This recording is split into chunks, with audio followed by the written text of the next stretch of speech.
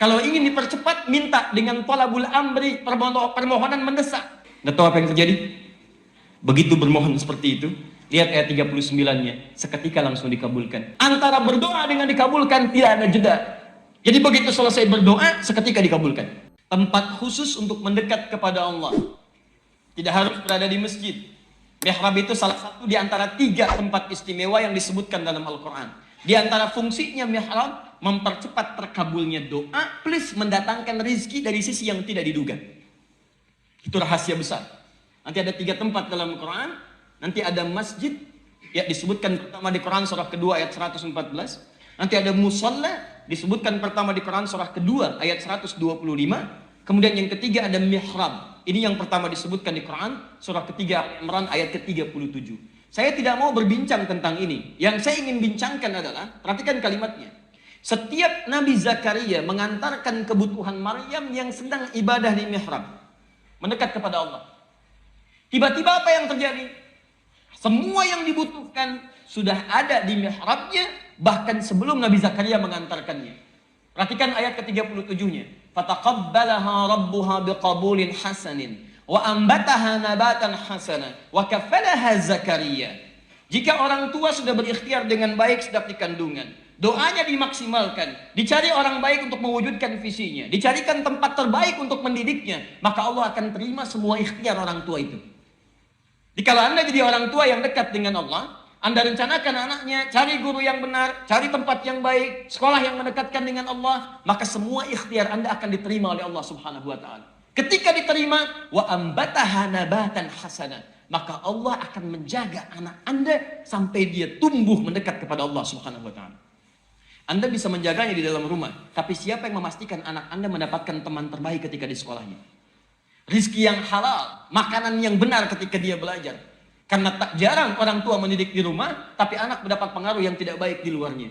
Maka teman-teman, nanti banyak kisah di Quran, di lain kesempatan saya akan kisahkan bagaimana kisah orang tua menitipkan anaknya kepada Allah, dan ketika direncanakan pembunuhan kepadanya, Allah lah yang menjaga sampai dia jadi orang besar di kemudian hari. Kembali ke sini. Kullama dakhala 'alaiha Zakaria al-mihrab wajada 'indaha rizqa. Setiap Nabi Zakaria akan mengirimkan kebutuhan Maryam di mihrabnya, sudah ada di dalamnya rizki. Rizqa, makanan itu rizki. Masya Allah. Pakaian itu rizki. Mau ngantar makanan, makanan sudah ada di dalamnya. Kalau musim jeruk ada jeruk, itu biasa. Bukan musim jeruk, ada jeruk, itu yang tidak wajar. Masuk ada. Ketenangan itu rizki. Tenang orangnya.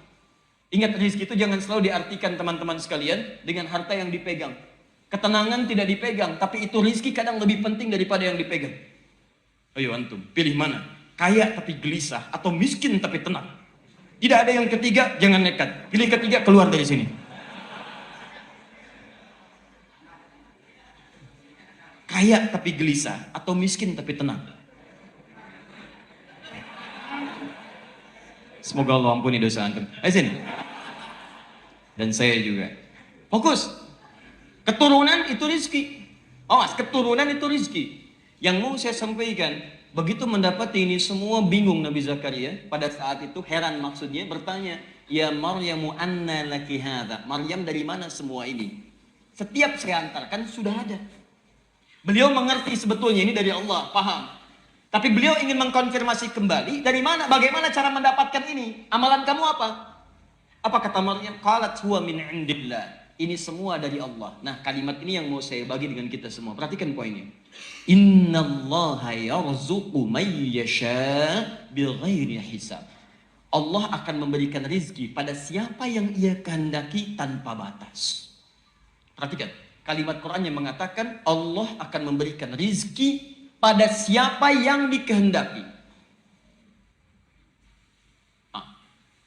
Ini kan khusus. Tidak semua orang bisa meraih itu. Apa antum kira antum di kamar, astagfirullah, apal ya Allah, apal, ada apal? Belum tentu. Ini kekhususan. Ada orang mengamalkan amalan tidak dapat ini. Ada orang mengamalkan satu amalan mendapatkan kekhususan. Maka kalimat Qur'annya ketika mengabadikan kalimat Maryam mengatakan, innallaha yarzuqu may yasha. Allah memberikan rizki pada siapa yang dia kehendaki, bighairi hisab, tanpa batasan. Perhatikan cara baca Nabi Zakaria. Nabi Zakaria tidak menyimpulkan, berarti Maryam dikhususkan dan saya tidak mendapatkan bagian itu. Cara baca Nabi Zakaria, kalau Maryam mendapatkan kekhususan itu dan dikehendaki oleh Allah, bagaimana caranya saya supaya menjadi yang dikehendaki seperti Maryam? Itu cara bacanya. Maka disimpulkan oleh Nabi Zakaria, barangkali mihrab ini. Saya belum ada mihrab, Maryam punya mihrab. Maka disitulah kemudian di mihrab itu Nabi Zakaria sholat bermohon kepada Allah. Di mihrabnya. Sebelumnya berdoa biasa, doa. Diabadikan di Quran surah 19 dengan nama Maryam. Dari ayat kedua sampai dengan ayat 11-nya. Tapi yang paling menarik, belum ada jawaban. Begitu kemudian di mihrab dilakukan seperti Maryam mengerjakannya. Ayat 38-nya, buka paling kanan sebelah atas. Hunalika da'a Zakaria rabbah. Di mihrab itu Nabi Zakaria kemudian mulai bermohon kepada Allah Rabbnya. Qala rabbi habli min ladunka dzurriyyatan thayyibah. Beliau berkata, ya Allah yang memberi tanpa batasan. Sifat Allah memberi tanpa batas disebut dengan Wahhab namanya.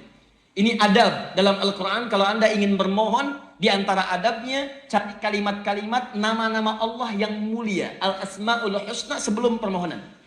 Itu ada kaidahnya di Quran surah ke-17 ayat 110 sampai 111. Fokus di ayat 111-nya. Ya. Ulid Allah awid rahman. Jika Anda punya masalah, persoalan, jangan mengeluh, kata Quran. Ingat, kalau ada ayat perintah keluhan, saya orang pertama yang akan mengeluh pada masa ini. Tapi tidak ada ayat keluhan, kata Allah, daripada mengeluh, katakan, ya Allah, minta. Sebut namanya. Anda keluar mau berangkat ke sini, tiba-tiba macet. Jangan mengeluh. Ya, macet. Bikin status ceklik, maunya sih kealisan, cuman macet. Ya, tidak akan menghilangkan kemacetan.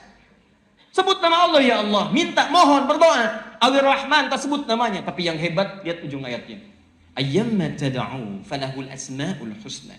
Kapanpun Anda punya permintaan, maka Allah punya nama spesifik yang indah terkait dengan kebutuhan Anda itu. Kalau sedang susah, sebut namanya Al-Fattah. Ya Allah, ya Al-Fattah. Iftah li abwabal khair. Kalau Anda sedang mendambakan rezeki, sebut namanya ya Razzaq.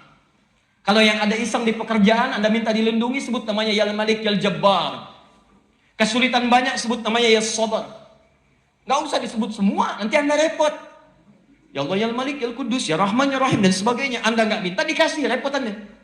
Cari yang sesuai. Nah, Nabi Zakaria divonis oleh medis dan klinis, tak mungkin punya keturunan. Kata mereka fisiknya sudah letih, rambutnya memutih, dan istrinya divonis monopause dan mandul, mustahil punya keturunan secara medis. Tapi beliau menyebut nama Allah yang memberikan tanpa batas, yang tanpa ada sifat mustahil. Namanya Wahhab. Kalau ingin dipercepat, minta dengan thalabul amri, permohonan mendesak. Maka singkat kalimat Wahhab dengan hab, namanya hab. Rabbi habli, habli. Kalau yang diminta untuk banyak, hablana, Rabbana hablana. Beliau memohon di mihrab langsung mengatakan, hunalika da'a Zakaria rabbah. Qala rabbi habli min ladunka dzurriyyatan thayyibah. Ya Allah, mereka mengatakan aku nggak mungkin punya keturunan. Mereka bilang istriku tidak punya keterbatasan, ya Allah. Mustahil punya keturunan. Dia monofus, dia divonis mandul, saya pun sudah letih, saya sudah berambut putih dan sebagainya. Mereka katakan mustahil. Tapi saya yakin Engkau yang tidak punya batas. Innaka sami'ud du'a. Mohon berikan darimu saja, ya Allah, bukan dari yang lain. Engkau pasti mendengar doa hamba. Kalau pada yang maha mendengar saya tidak mengabulkan, lantas kepada siapa lagi hamba mesti bermunajat? Nggak tahu apa yang terjadi?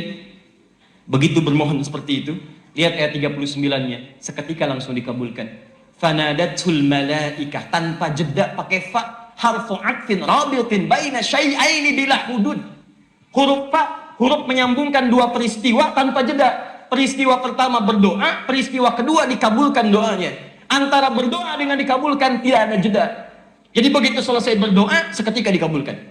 Fanadatul malaikatu wa huwa qa'imun yusalli fil mihrab.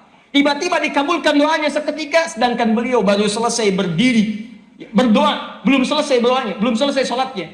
Baru berdiri, selesai doa, turun malaikat mengatakan, Annallaha yubashshiruka bi Yahya. Allah kasih kabar gembira, Anda akan punya anak, bahkan namanya langsung dari Allah Yahya.